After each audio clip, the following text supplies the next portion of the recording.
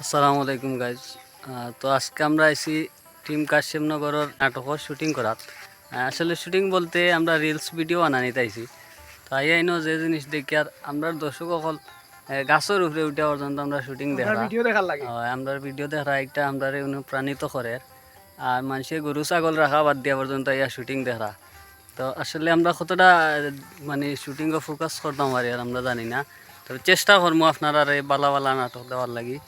আর আমরা টিমর কয়েকজন সদস্য বাকি রয়েছেন, বাদ বাকি সবও আইসেন।